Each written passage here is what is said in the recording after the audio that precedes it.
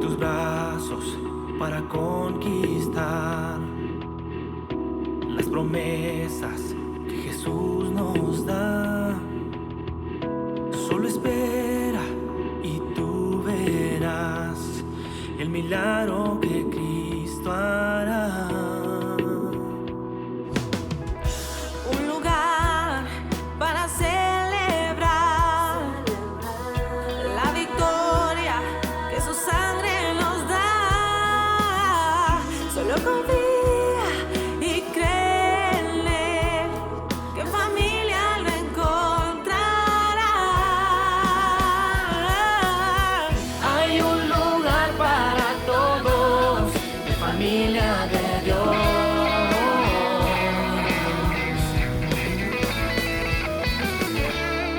En familia de Dios.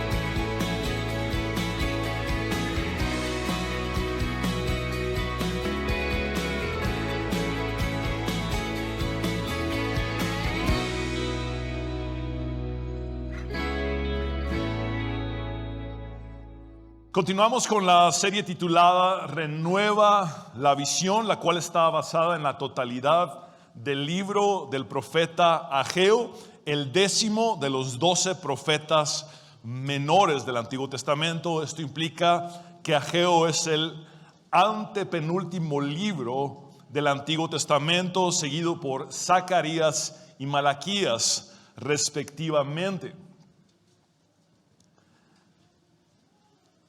Iniciemos recapitulando lo que aprendimos la semana anterior. Ageo ejerció su ministerio profético en la recta final del Antiguo Testamento. Solamente habría una generación posterior en la cual Malaquías estaría integrado. Los judaítas habían vuelto del cautiverio en Babilonia a la tierra que Dios les había prometido a sus antepasados. Y llevaban más de una década y media de haberse establecido nuevamente en Jerusalén y sus alrededores, es decir, en la región de Judá. Este grupo posexílico de judíos había sido castigado por su idolatría en el cautiverio. Por consiguiente, al volver del exilio, su prioridad fue restablecer la adoración auténtica al único Dios verdadero, Yahvé. A su retorno a Jerusalén, los judaítas iniciaron con gran entusiasmo y emocionalismo la reconstrucción del templo que llevaba 50 años de haber sido destruido por Nabucodonosor, rey de Babilonia. Los judaítas pusieron los cimientos del templo y edificaron un altar improvisado entre los escombros, pero luego la oposición y las amenazas externas, el desánimo, sus diferencias entre ellos y sus intereses personales egoístas los fueron conduciendo a desinteresarse cada vez más en continuar con la reconstrucción del templo. Cuando Ageo profetizó en el año 520 a.C., la tarea de reconstruir el templo llevaba 16 años de estar interrumpida y abandonada. Ese mismo año 520 a.C., el año en el que Ageo entregó sus 4 mensajes, fue de crisis en Jerusalén, pero no del tipo de crisis que es evidente para todos, como la que el pueblo había sufrido con anterioridad, como resultado de su idolatría. La amenaza de una invasión, una conquista extranjera, la destrucción de Jerusalén y el templo y el destierro. En contraste, el tipo de crisis que estaban atravesando en su presente era más sutil, pero no menos grave. Habían caído en una parálisis moral y espiritual que aceptaba como normal aquello que delante de Dios demandaba un cambio drástico. Los judaítas eran muy dedicados al buscar sus comodidades y beneficios personales, pero habían abandonado y descuidado lo que era relevante para Dios. Ageo fue el primero en profetizar en Jerusalén después del exilio. La última vez que la voz de Dios se había escuchado en aquella ciudad había sido más de 50 años atrás por medio del profeta Jeremías. Dios rompió el silencio en el periodo posexílico por medio del profeta Ageo diciendo: este pueblo alega que todavía no es el momento apropiado para ir a reconstruir la casa del Señor. Dios expresó su desacuerdo con la excusa recurrente que los judaítas habían repetido y sostenido por 16 años. Todavía no es el momento apropiado para ir a reconstruir la casa del Señor. Era ya un dicho popular entre ellos. Concluimos que nuestras excusas pueden llegar a ser tan repetitivas que terminamos creyéndolas como si fueran ciertas o verdad, autoengañándonos, que incluso somos capaces de persuadir a otros convenciéndolos de que nuestras excusas son válidas, pero que Dios no acepta nuestras excusas y pretextos. En esta ocasión estudiaremos los versículos del 3 al 11 del capítulo 1 del libro de Ageo. El título de este mensaje es El camino a la recuperación. El primer mensaje de Ageo está contenido en el capítulo 1, versículos del 1 al 11 del libro, y desemboca en un análisis de la realidad tanto material como espiritual del pueblo. La estructura del mensaje es clara e inteligente y contiene una maravillosa secuencia coherente que sigue desafiándonos más de 2500 años después. Este es el punto número 1. Además de hacer a un lado las excusas y pretextos, el camino a la recuperación requiere establecer las prioridades. Dios no solamente denunció las excusas de los judaítas, sino que además evidenció las prioridades retorcidas de estos. Leamos los versículos 3 y 4 del capítulo 1 de Ageo. También vino esta palabra del Señor por medio del profeta Ageo. ¿Acaso es el momento apropiado para que ustedes residan en casas lujosas mientras que esta casa está en ruinas? Debemos notar dos contrastes importantes. El primer contraste está en el uso distinto de una misma expresión, la cual es el momento apropiado. Por favor, repitan conmigo: el momento apropiado, que aparece en el versículo 2 que estudiamos la semana anterior y en el versículo 4 respectivamente. Para hacer este primer contraste más evidente, volvamos a leer estos dos versículos, el 2 y el 4, de forma consecutiva. El Señor Todopoderoso dice: este pueblo alega que todavía no es el momento apropiado para ir a reconstruir la casa del Señor, pero veamos ahora lo que dice el Señor en el versículo 4. ¿Acaso sí es el momento apropiado para que ustedes residan en casas lujosas mientras que esta casa está en ruinas? Los judaítas argumentaban que no era el momento adecuado para hacer la voluntad de Dios y reconstruir el templo, pero que sí era el momento indicado para vivir cómodamente en casas lujosas o artesonadas. Según ellos, los intereses de Dios podían postergarse indefinidamente, pero sus intereses personales no podían esperar. Te lo repito, según los judaítas, los intereses de Dios podían postergarse indefinidamente, pero sus intereses personales no podían esperar. El resultado visible de esto lo hallamos claramente en el segundo contraste. Leamos nuevamente el versículo 4 para hacer esto evidente. El Señor Todopoderoso dice: ¿acaso es el momento apropiado para que ustedes residan en casas lujosas mientras que esta casa está en ruinas? El segundo contraste es entre casas lujosas y casa en ruinas. Una traducción más literal para casas lujosas es casas artesonadas. Entiendo que la palabra artesonadas no es muy común Pero esto implica casas revestidas de madera, especialmente de madera de cedro en aquel contexto. Casas con techos de paneles o techos abovedados. El sentido es que las casas de los judaítas estaban terminadas y acabadas y hasta tenían detalles de madera de lujo. Mientras que la casa del Señor estaba en ruinas. Otra traducción para casa en ruinas es casa desolada o desierta. Ese era el estado del templo. Un altar improvisado que estaba rodeado de los escombros de una construcción inacabada.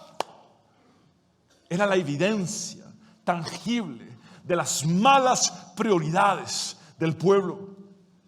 Dios no condena el hecho de que una persona pueda vivir en una casa terminada y con acabados, sino el hecho de que las prioridades estén fuera de lugar. A Dios le desagrada que las prioridades estén alineadas con el egocentrismo y la ambición humana y no con su voluntad divina y su gloria. El problema era mucho más profundo que la reconstrucción material de un edificio.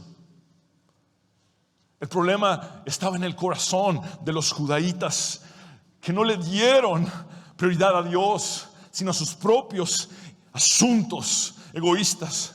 El templo en ruinas era un síntoma externo de una enfermedad interna, una vida descomprometida con Dios y centrada en sí mismo.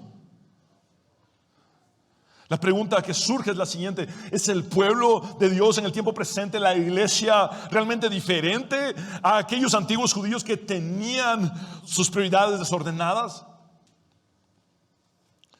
¿Cabe la posibilidad de que estemos incluso en peores condiciones en la actualidad?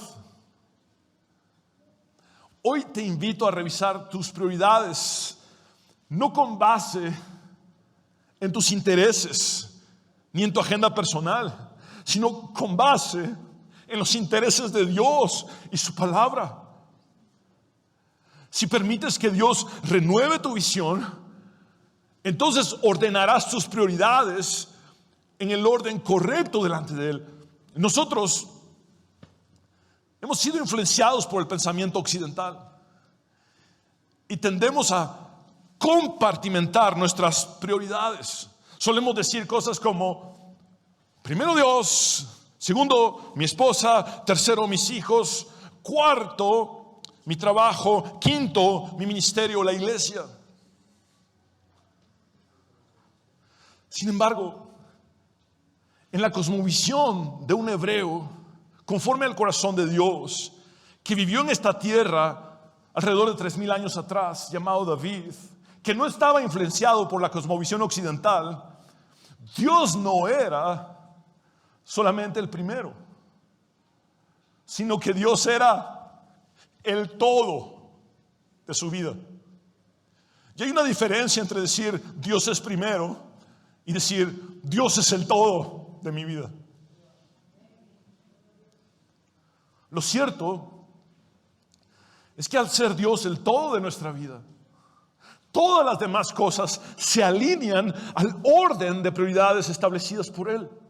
Jesús lo dijo de esta manera en el Sermón del Monte: más bien busquen primeramente el reino de Dios y su justicia, y todas estas cosas les serán añadidas.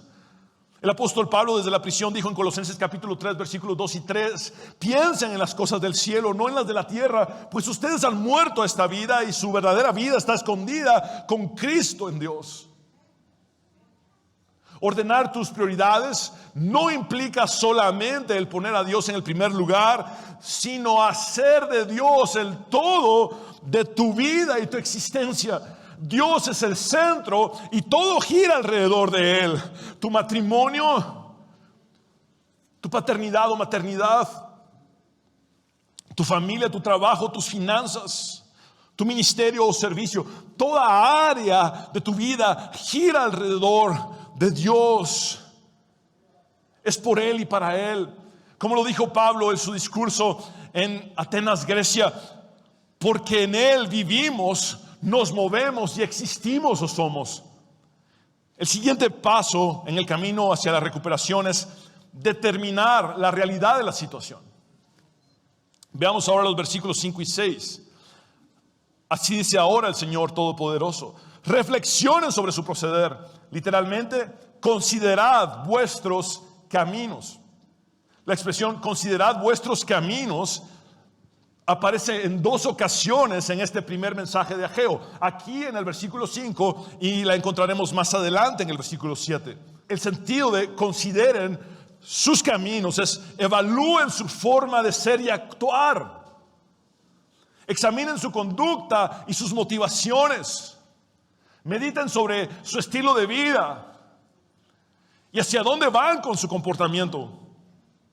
A continuación, Dios procede a hacer un inventario de la vida de los judaítas, cuyo balance final era, en una sola palabra, insatisfacción. Dios les dice por medio de Ageo en el versículo 6: ustedes siembran mucho, pero cosechan poco. Comen, pero no quedan satisfechos. Beben, pero no llegan a saciarse. Se visten, pero no logran abrigarse. Y al jornalero se le va su salario como por saco roto. Este versículo 6 habla de trabajo y recursos sin plenitud verdadera. Había trabajo, había recursos, pero no había plenitud verdadera. Leámoslos nuevamente, observando los detalles. Ustedes siembran mucho, pero cosechan poco. La siembra y la cosecha resumen el trabajo esencial de la economía agrícola.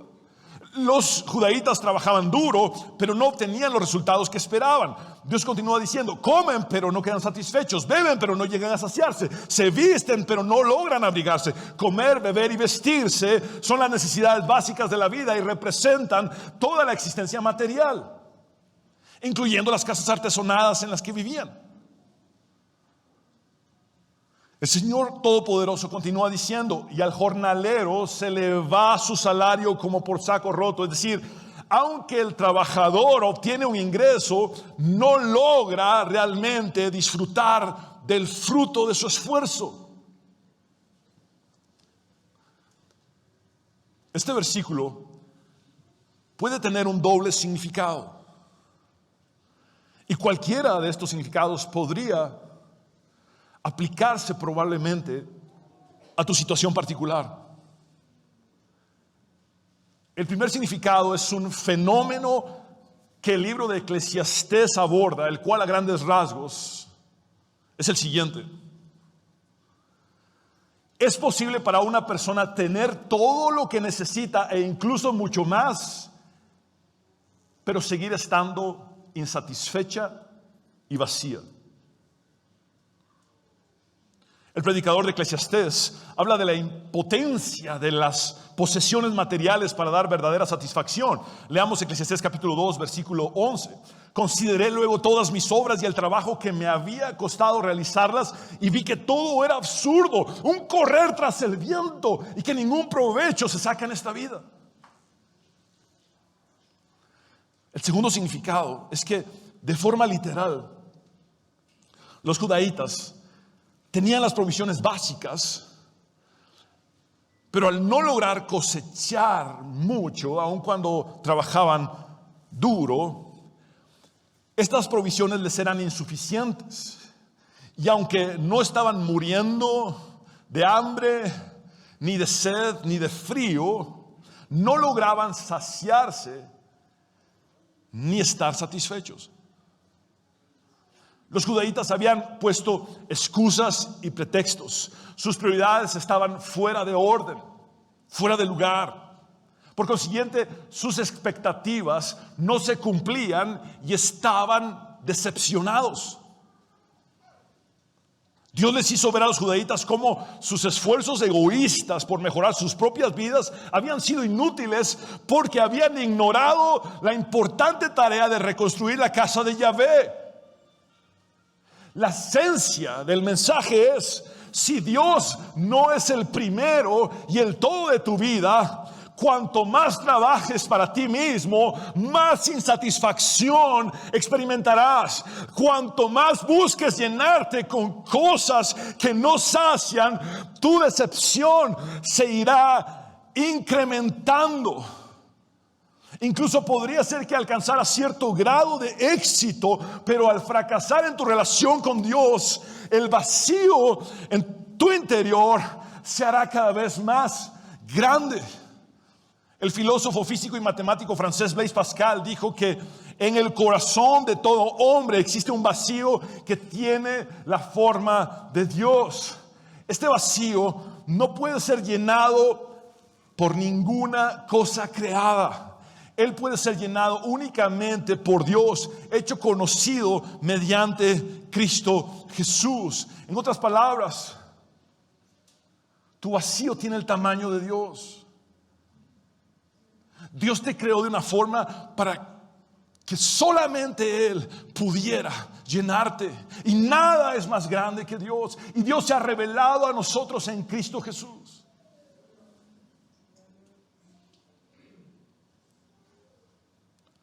Más adelante, en los versículos del 9 al 11, Ageo dejará en claro que las malas condiciones económicas de los judaítas eran el resultado de su desobediencia disfrazada de excusas y prioridades retorcidas. ¿Acaso has disfrazado tu desobediencia con excusas y prioridades fuera de lugar? El pueblo estaba bloqueando las bendiciones de Dios con su egoísmo y su falta de compromiso delante del Señor.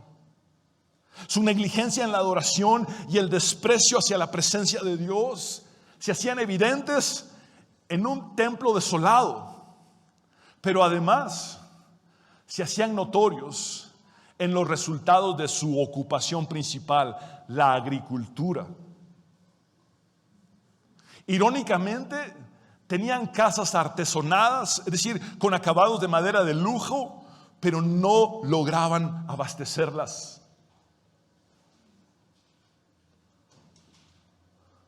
Sus fallas espirituales habían desencadenado sus desgracias materiales.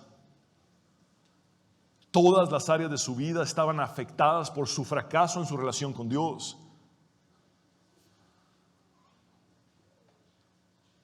Esto lo veremos con mayor claridad en los versículos del 9 al 11. ¿Cómo está tu relación con Dios?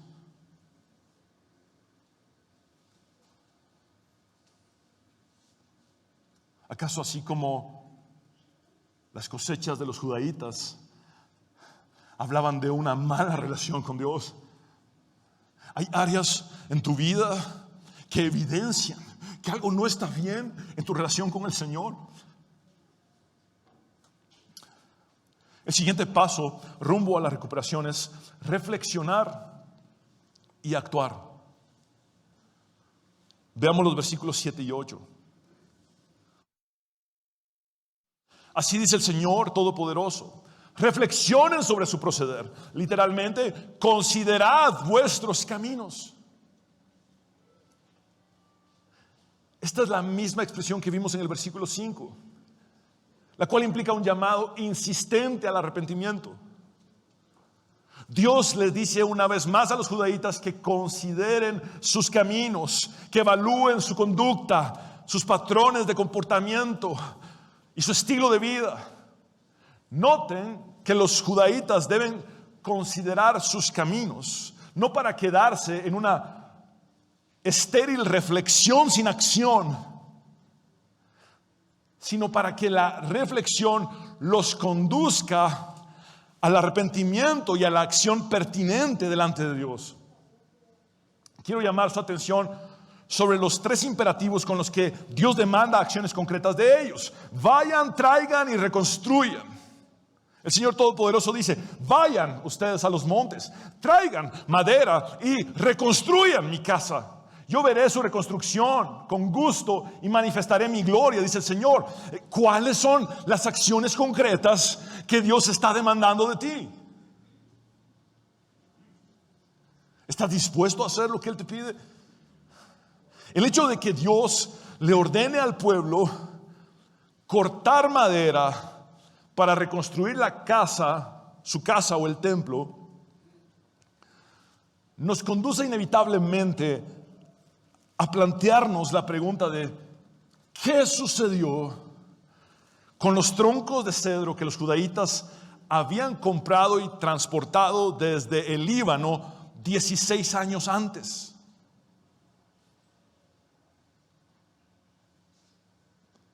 Con el objetivo de reconstruir el templo.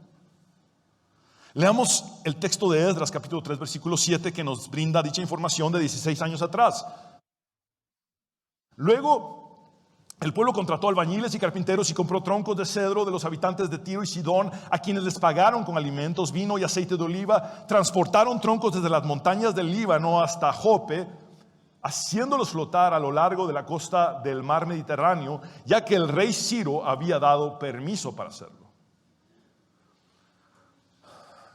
Los cedros del Líbano fueron muy apreciados en el Antiguo Testamento. Es más, incluso fuera del Antiguo Testamento. Los cedros del Líbano fueron muy apreciados en el antiguo Cercano Oriente. De hecho, casi 4 siglos atrás, Salomón había usado este mismo tipo de madera en la construcción del templo. Entonces los judaítas del posexilio siguieron el ejemplo de Salomón y adquirieron también los cedros del Líbano. Pero, ¿qué pasó con estos troncos de cedro? ¿En dónde estaban 16 años después? ¿Por qué era necesario volver a traer madera para reconstruir el templo si ya la habían comprado? ¿Se habrían podrido los troncos en la obra abandonada? ¿O habrían sido robados por los judaítas para utilizarlos en sus propias casas en lugar de en la reconstrucción del templo de Dios? ¿Será por esto que Dios resalta que las casas de los judaítas eran lujosas o artesonadas con una madera fina, con techos de paneles de madera de cedro, mientras que el templo seguía desierto? Cualquiera que sea la respuesta a esta incógnita, nos lleva a la misma conclusión. Los judaítas actuaron deplorablemente. Lo más probable es que ellos utilizaron en sus propias casas el material que habían comprado para reconstruir el templo originalmente. ¿Cómo más iban a tener madera de lujo para construir sus casas si estaban en problemas económicos?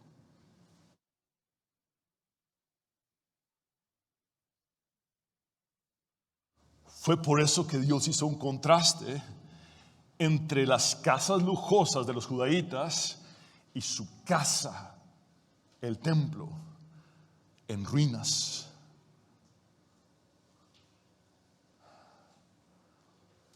Aún después de todo, Dios les dice que consideren sus caminos y actúen, que vayan a los montes para cortar madera, que la transporten y reconstruyan su casa. Y les promete lo siguiente si lo hacen. Volvamos a leer la segunda parte del versículo 8. Yo veré su reconstrucción con gusto y manifestaré mi gloria, dice el Señor.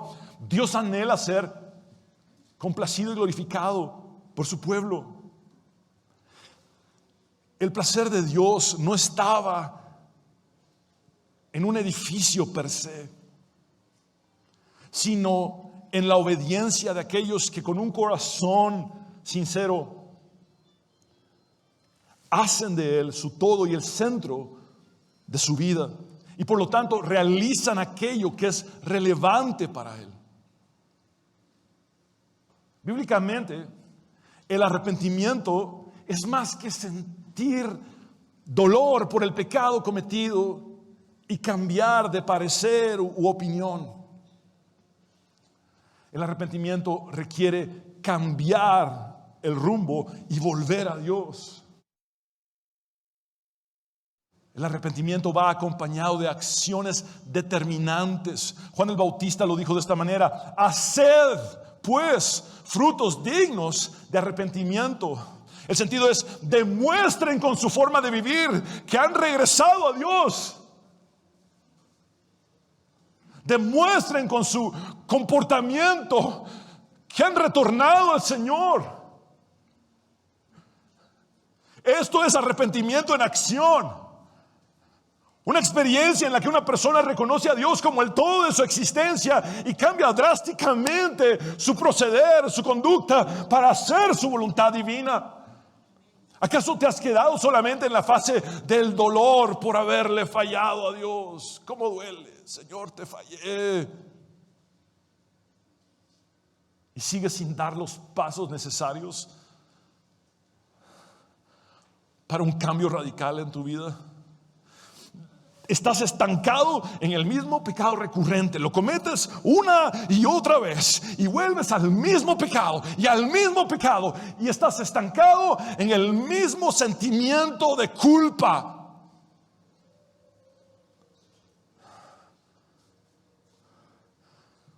La reflexión sin acción es estéril. La reflexión con acción es fructífera. Nos lleva a dar frutos dignos de arrepentimiento. Hoy te recuerdo que además de reflexionar en tu conducta, necesitas arrepentirte y actuar de acuerdo con lo que Dios te ha mostrado que requiere de ti. El siguiente paso hacia la recuperación es determinar la realidad detrás de la situación. Hago un énfasis intencional en la palabra detrás, ya que una cosa es determinar la realidad de la situación. Trabajamos muy duro y nuestras cosechas son insuficientes.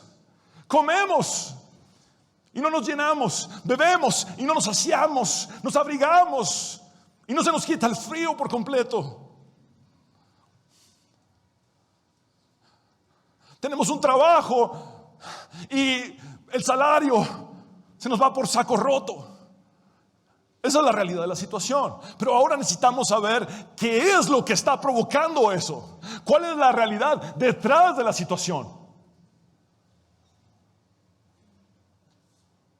Dios dice a través de Ageo en los versículos del 9 al 11: ustedes esperan mucho, pero cosechan poco. Esto es, sus expectativas son altas y sus resultados bajos. Lo que lograban producir no les rendía para que pudieran saciarse, y por consiguiente estaban insatisfechos. Dios continúa diciendo por medio del profeta Ageo: lo que almacenan en su casa, y ojo con esto, yo lo disipo de un soplo. Es lo que dice el Señor. Lo que Dios había dado a entender en los versículos del 4 al 6, ahora en los versículos del 9 al 11 lo declara específica y explícitamente. Ha sido Él mismo quien en su justicia perfecta ha estado frenando su bendición y su provisión sobre ellos, y les da el motivo concreto. ¿Por qué? Porque mi casa está en ruinas, mientras ustedes solo se ocupan de la suya. Porque mi casa está en ruinas, mientras ustedes solo se ocupan de la suya, afirma el Señor Todopoderoso. No era un problema de una mala gestión económica. Tampoco era un problema del método agrícola que estaban utilizando.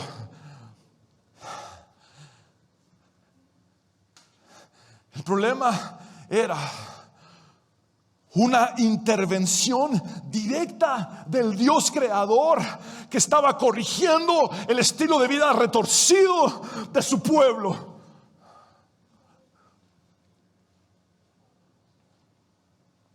Dios les hace saber que existe una conexión directa entre el fracaso de sus cosechas y su abandono del templo.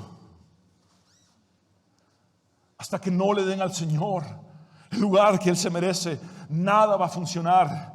Donde quiera que volteen a ver, habrá decepción, mientras Dios no sea el todo, el centro y la prioridad. Si alguien se ha preguntado, ¿qué voy a perder si no elijo seguir el camino del Señor y glorificar su nombre? La respuesta es muy simple. El costo de la desobediencia es muy elevado. La desobediencia nunca es un atajo rentable hacia el éxito. Por el contrario, la desobediencia es en última instancia el camino al fracaso seguro. Podría parecer que en algún momento alguien se salió con la suya, pero solo espera ver al Dios de justicia actuar y obrar.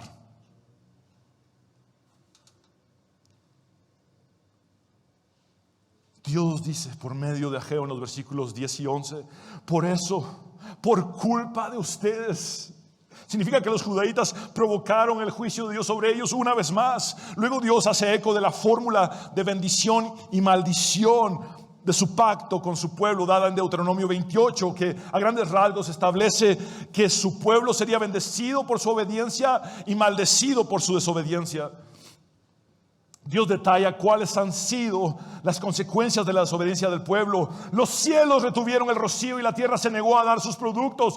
Yo hice venir una sequía sobre los campos y las montañas, sobre el trigo y el vino nuevo, sobre el aceite fresco y el fruto de la tierra, sobre los animales y los hombres y sobre toda la obra de sus manos. Aquí termina el primer mensaje de Ageo, dado el 29 de agosto del año 520 antes de Cristo.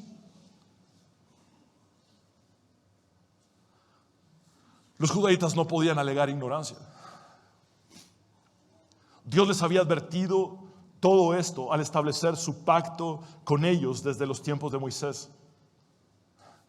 De la misma manera, nosotros tampoco podemos alegar ignorancia en el tiempo presente, porque Dios nos ha hablado a través de su Hijo Jesucristo al establecer su nuevo pacto con nosotros. El viejo comentarista puritano del siglo XIX, T.B. Moore, dijo que los eventos de la vida son jeroglíficos en los que Dios registra sus sentimientos hacia nosotros, cuya clave se encuentra en la Biblia. Se los vuelvo a leer. Los eventos de la vida son jeroglíficos en los que Dios registra sus sentimientos hacia nosotros, cuya clave se encuentra en la Biblia. Te invito a meditar en cuál es la realidad detrás de tu situación presente. ¿Hay algo en tu vida que esté frenando u obstaculizando la bendición de Dios? Quizá Dios te ha estado gritando por medio de tu vacío e insatisfacción que es hora de desechar las excusas y los pretextos, de ordenar tus prioridades, de determinar la realidad de tu situación, de reflexionar, arrepentirte y actuar y entender de una vez y por todas cuál es la realidad detrás de tu situación. ¿Qué es lo que los jeroglíficos de los eventos de tu vida dicen de los sentimientos de Dios acerca de tu comportamiento? ¿Qué es lo que los jeroglíficos de los eventos de tu vida dicen de cómo Dios se siente acerca de ti? La clave para decodificar esto está en la Biblia. Ahora bien, quiero aclarar que no toda aflicción llega a nosotros por causa de nuestra desobediencia. En algunas ocasiones es por ser obedientes que sufrimos y padecemos. Jesucristo es el mejor ejemplo de esto. Su obediencia lo llevó a la muerte de cruz. El libro de Job en el Antiguo Testamento está dirigido a mostrar que una persona justa puede sufrir intensamente sin llegar a entender el porqué de su padecimiento en esta vida terrenal. David escribió que muchas son las aflicciones del justo, pero que de todas ellas lo librará el Señor. A veces sufrimos simplemente porque vivimos en un mundo caído que es injusto.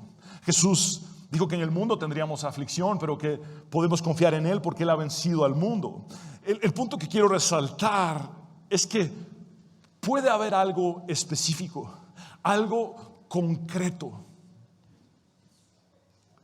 en nuestro estilo de vida que puede estar bloqueando, entorpeciendo, interfiriendo o estorbando la plenitud de la bendición que Dios anhela darnos.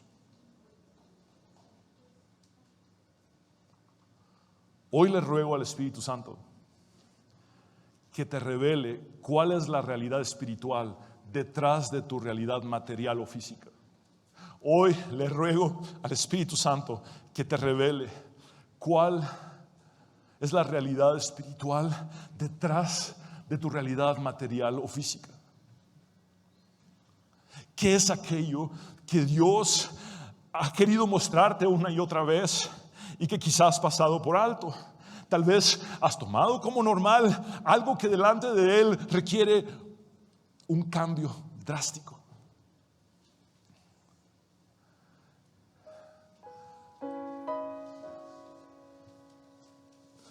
Dios quiere santidad de nosotros.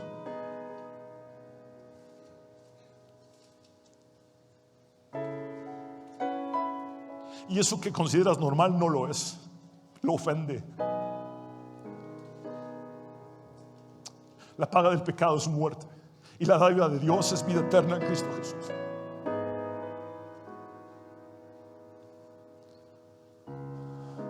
Eso que has minimizado y piensas que no es tan grave, es lo que te ha sumido en un deterioro moral, en un estancamiento espiritual, en una crisis de fe y por sobre todo en un fracaso en tu relación con Dios. Todo esto va mucho más allá de una condición económica fluctuante. Es mucho más profundo. En Apocalipsis vemos que la iglesia de Esmirna era pobre materialmente, pero rica espiritualmente, y que la iglesia de la Odisea era pobre espiritualmente y rica materialmente.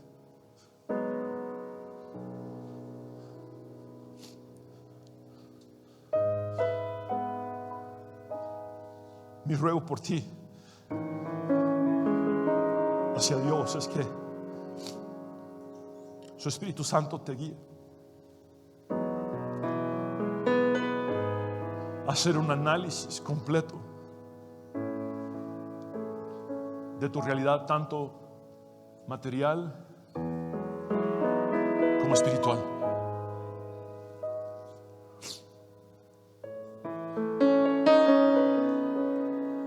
Una cosa es lo que ves y otra lo que lo está provocando.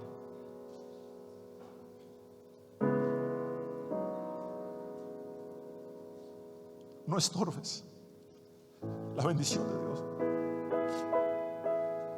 Él está listo para abrir los cielos nuevamente y bendecir nuestras cosechas.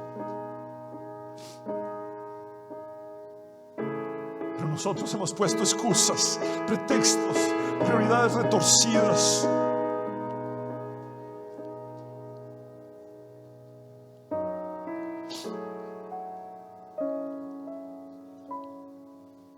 Reflexiona y actúa. No te quedes en una estéril reflexión sin acción. Reflexiona, arrepiéntete, actúa. En el caso de los judaítas era: vayan, traigan y reconstruyan. En tu caso, sabes qué es lo que Dios te ha estado mostrando que tienes que hacer.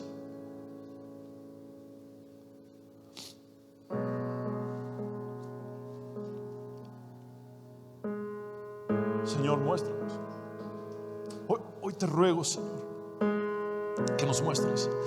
Y te ruego de forma específica, individual, por cada uno de mis hermanos por nombre, los que están aquí, los que están en línea o en la radio, en cualquier forma, escuchando esta palabra. Señor, para ti no somos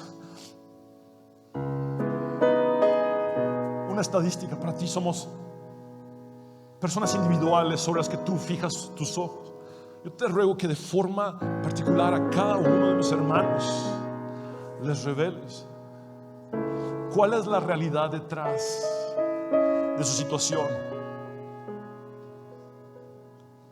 ¿Cómo te han hecho sentir con su conducta, con sus patrones de comportamiento, con su estilo de vida, con sus prioridades? Muéstrate, Dios. revélate, Dios. Queremos cambiar. Queremos ser transformados por ti. No queremos continuar igual en la insatisfacción y el vacío, en las expectativas frustradas de anhelar lograr mucho y ver cómo solo pocas cosas suceden. No queremos, Señor, seguir comiendo sin llenarnos, seguir bebiendo sin saciarnos, o seguirnos vistiendo sin abrigarnos. No queremos, Señor, seguir trabajando sin disfrutar del fruto de nuestro esfuerzo. Vuelve a abrir las ventanas de los cielos y bendícenos, Dios. La semana anterior hicimos una comparación entre los pecados de los judaítas antes del exilio, que eran muy evidentes, muy notorios: idolatría, corrupción moral, corrupción religiosa, corrupción política. Y los pecados de los judaítas después del exilio, que eran solapados. No eran tan obvios, pero eran graves porque estaban afectando su comunión con Dios. Señor, perdónanos y cámbianos, transfórmanos.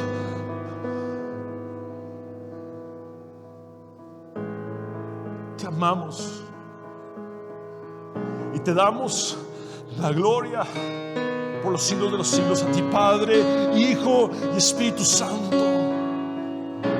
Quiero hablar contigo, hombre y mujer, que necesitas rendir tu vida a Dios. Haz esta oración de fe conmigo y habla con Dios como nunca antes lo has hecho. Cree con tu corazón y confiesa con tus labios y dile: Señor Jesús, me arrepiento de mis pecados, perdóname. Reconozco que moriste en la cruz para salvarme y que resucitaste al tercer día para darme la victoria y la vida eterna. Me rindo a ti, Jesús, me entrego a ti. Sé mi Señor y Salvador eternamente. En tu nombre, Jesús, el único nombre bajo el cielo dado a los hombres en el cual podemos tener salvación, hemos orado. Amén y amén.